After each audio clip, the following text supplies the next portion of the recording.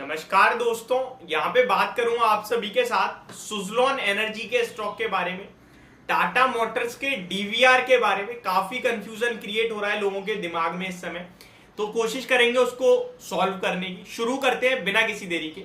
सबसे पहले सुज़लोन एनर्जी के स्टॉक के बारे में आप सभी के साथ डिस्कस करना चाहूंगा। स्टॉक एक बार फिर से 5% के लोअर सर्किट पे लॉक है। इस स्टॉक को लेकर हमारा और व्यूअर्स का कुछ ज्यादा खास पॉजिटिव व्यू नहीं रहा है। देखिए, इस स्टॉक में मैंने आप सभी के साथ शेयर किया था कि मैं इसको अवॉइड करूंगा। अवॉइड का मेरा मतलब होता है कि मैं इस स्टॉक को कवर ही नहीं कर रहा, मैं बाय भी नहीं करूंगा, मैं बेचूंगा भी नहीं। मेरे को एक चीज पता है कि एक रेंज में घूमता है स्टॉक, लगभग 6-7 रुपए, और ऊपर में आता है 12 रुपए तक, और वहां से फिर धीरे धीरे नीचे चला जाता है और ट्रैप कर लेता है। इस तरीके से एक साल में स्टॉक ने लगभग 5 से 6 बार लोगों को ट्रैप किया। इस बार बाजार की तेजी में स्टॉक ने ट्रैप नहीं किया, भागा शेयर 20 रुपए का हो गया, और अभी 2 दिन से सर्किट लग रहा है क्योंकि कल नंबर्स आए थे, परसों नंबर आए कंपनी के, जिस नंबर के बाद स्टॉक नीचे जा रहा है। तो पहले मैं आपको नंबर्स बताना चाहूंगा। 2 चीजें हैं जो लोगों को समझ में आ रही हैं और एक चीज जो समझ में नहीं आ रही। पहली बात तो ये चीज समझ में आ रही है कि स्टॉक में सर्किट लग रहा है, बेच नहीं पाएंगे, ठीक है। दूसरी बात ये कि स्टॉक भाग रहा है। तीसरी चीज जो समझ में नहीं आ रही है वो ये कि रिजल्ट्स में एक एक्सेप्शनल आइटम हुआ करता था जो मिसिंग है। अब कल मेरे पास एक कमेंट भी आया था, मे बी बाजार में नए होंगे या फिर पुराने, उन्होंने कभी ज्यादा ध्यान नहीं दिया होगा। उन्होंने कहा कि भैया जो सुज़लोन एनर्जी के नंबर है ना, इस बार एक्सेप्शनल आइटम नहीं आया है, हर बार एक्सेप्शनल आइटम आता है।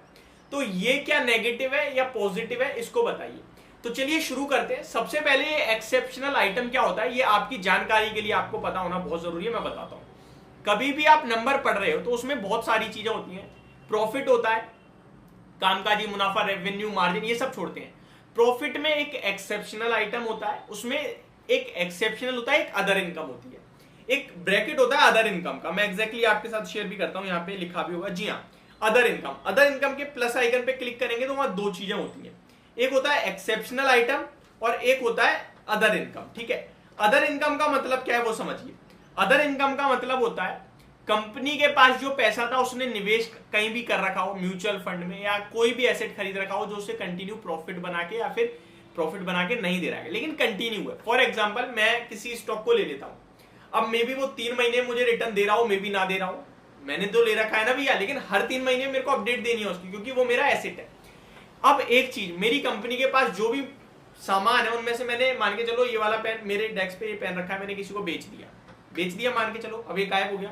अभी अगली बार तो मैं नहीं बेच पाऊंगा ना, क्योंकि गायब हो गया। वो होता है एक्सेप्शनल आइटम, जो वन टाइम होता है। जो एक्सेप्शनल आइटम होता है उसे हमेशा रिजल्ट्स में से हटा के देखना चाहिए।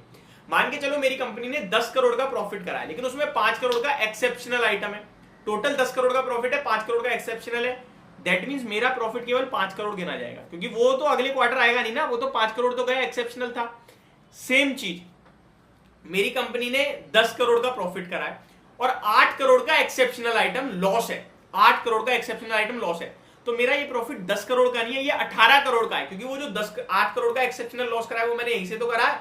हटाने के बाद 10 करोड़ बचा मेरे पास, तो उसको मैं जोड़ूंगा, क्योंकि वो हर बार नहीं घटाऊंगा मैं। तो एक्सेप्शनल को आपको हटा के नंबर्स को देखना होता है। होप आपको ये एक्सेप्शनल वर्ड क्लियर समझ में आ गया होगा।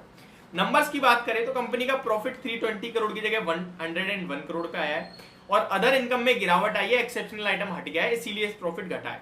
बात करी जाए ईयर ऑन ईयर बेसिस के प्रॉफिट की, तो 2433 करोड़ के सामने 101 करोड़ का है। चाहे आप क्वार्टर ऑन क्वार्टर देखो, चाहे ईयर ऑन ईयर बेसिस, दोनों जगह एक्सेप्शनल आइटम था पहले और अभी नहीं है। अब ये क्या करें क्या ना करें निवेशक। देखिए, स्टॉक 2 दिन से टूट रहा है, मैं सिर्फ एक ही चीज कहूंगा कि फ्रेश निवेश अवॉइड करें, जिनके पास है वो ट्रेल करें। अभी भी स्टॉक का चार्ट पैटर्न खराब नहीं हुआ है, एग्जैक्टली 18 और 17 रुपए 35 पैसे का सपोर्ट है। वो ब्रेक होगा तो कहीं ना कहीं जाके टेंशन लेने की जरूरत है। अभी तो लोअर सर्किट पे आप चाहते हुए भी नहीं बेच पाओगे, और खरीदने के लिए मेरी तरफ से पहले भी मैं तो 12 रुपए पे तैयार नहीं था, तो अब तो कहीं तैयार होगा, क्योंकि मेरे को लगता है ये वेस्ट ऑफ टाइम है ये स्टॉक्स। आगे बढ़ते हैं, दूसरे stock Tata Motors DVR. Company ने कहा है कि हम इसे हटा देंगे, और जो टाटा मोटर्स का शेयर है वही रहेगा, ये डीवीआर हट जाएगा। डीवीआर वैसे भी कुछ नहीं है, एक 50% डिस्काउंट वाला शेयर है आपके लिए टाटा मोटर्स का ये वो।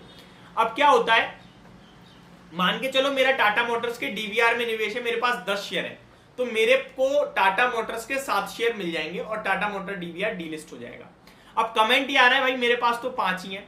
अब इस केस में क्या होगा, या 2 है या जो भी है, 10 के मल्टीपल्स में नहीं है, तो रेशियो निकलेगा आपका जैसे 10 के सामने 7 है, यानी कि एक शेयर के सामने 0.7 शेयर हुआ टाटा मोटर्स का।